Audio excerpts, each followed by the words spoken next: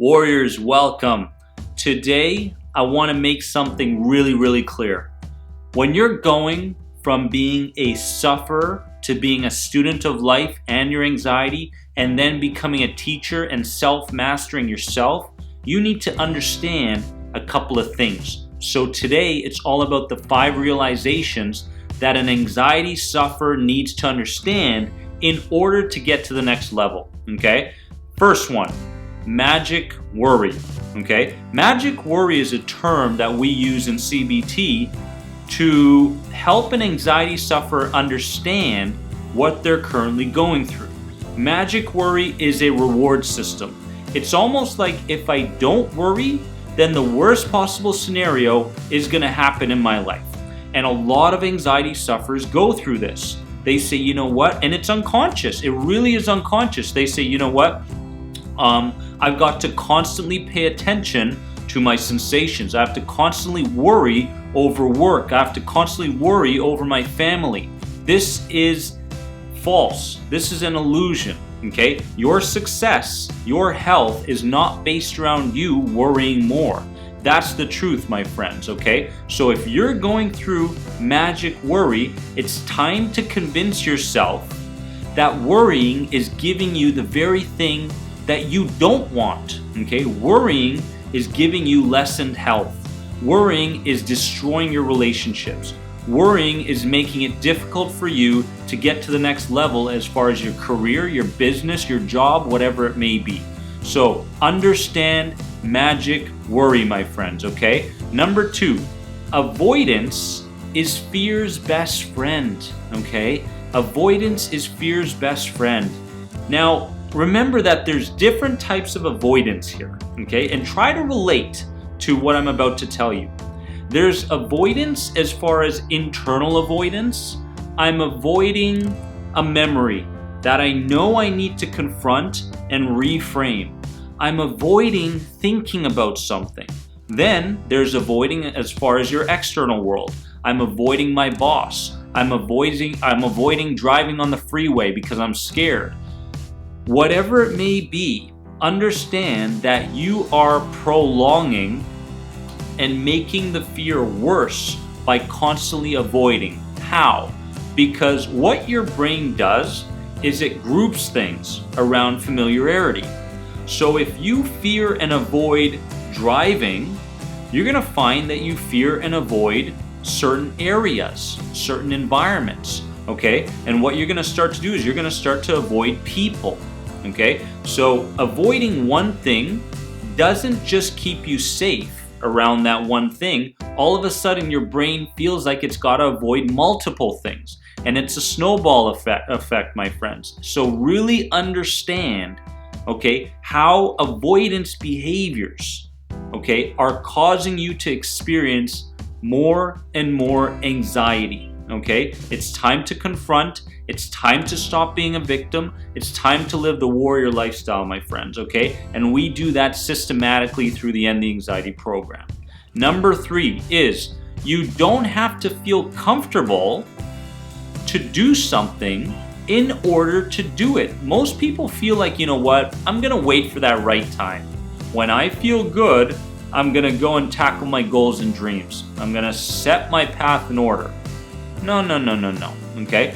And also, it's like they feel like, anxiety sufferers feel like the time has to be perfect in order for them to take a step forward in their lives, okay? Do not continue with this mindset after watching this video. When you wake up in the morning and you're not feeling great, you got some dizziness, you got some depersonalization, whatever it is, understand that that is a challenge. That is an opportunity for you to show your system, your nervous system and your unconscious mind that you're not going to live in this state anymore. You're going to change the realization based around that symptom, okay, or how you're feeling.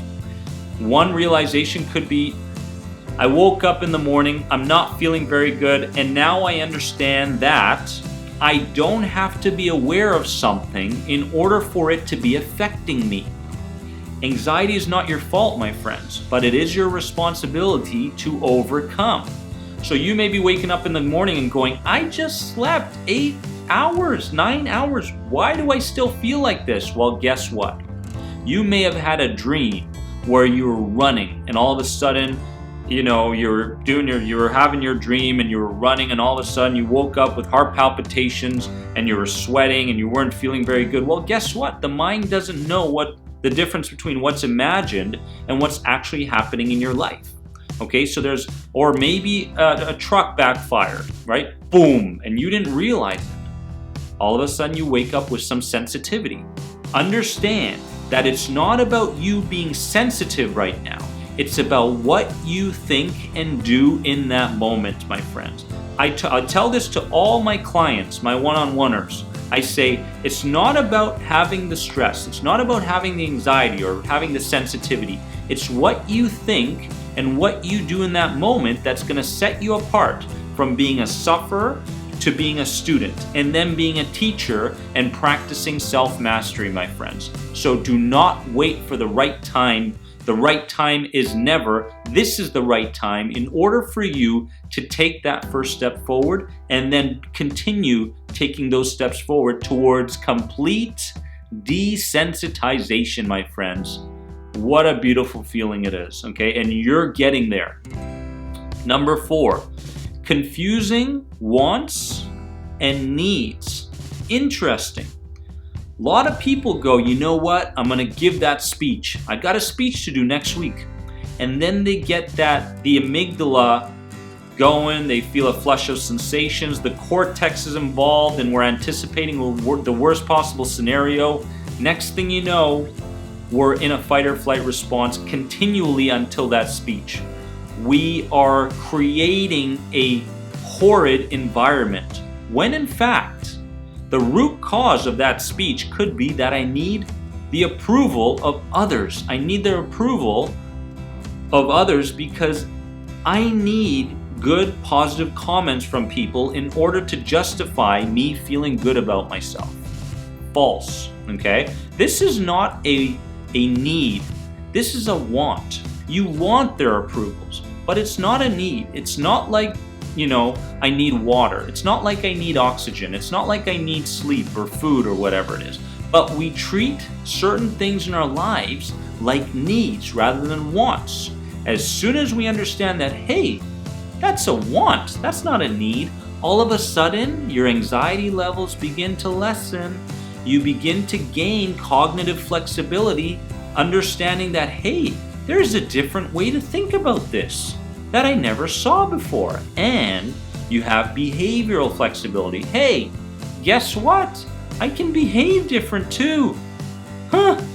Okay, so it all comes down to you understanding, are you treating things as a need, especially health anxiety sufferers? I feel a sensation. Is that a want or a need? Well, it's uncomfortable, which makes it a want. It's not life-threatening, which I used to look at it like it was a need.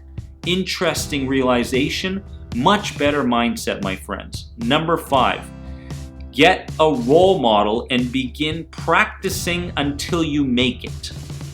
Get someone in your life, in your family, get an influencer, get someone that you look up to, and then begin studying their internal processes. Not just the way they move their hands or their posture and their breathing patterns, but understand how they think through a challenge. Understand their internal processes, right? What they may believe, what they may be thinking, how they react to their memories, all that stuff, okay? So it's really, really important to understand that the role model is someone who's got the complete package and maybe has gone through what you've gone through in your life. So go find that role model. A lot of people say, Dennis, you're my role model. Well, you know what? That's not a bad thing because it works. People say, you know what, Dennis, when I get into an anxious situation, I think to myself, what would Dennis say? How would Dennis act in this moment? And guess what? I've been there and I've been through it, and now I teach people how to desensitize themselves in the quickest manner. Okay, so let's understand how powerful, my friends, these 5 realizations are. Crush them. Go over this video a couple of times. gain the understanding, because once you understand these 5 realizations, you are well on your way to being more flexible. You are well on your way to desensitizing yourself from the fears and the traumas you used to live out and creating new memories and saying, you know what? I'm an outcome-focused person. I don't live in the past, okay? I'm a problem solver. And when that starts to happen, your life will begin to change. When your internal processes change, your external processes change. Don't try to change the external without trying to change the internal first, my friends. I love you so much. You are more than anxiety. See you guys soon.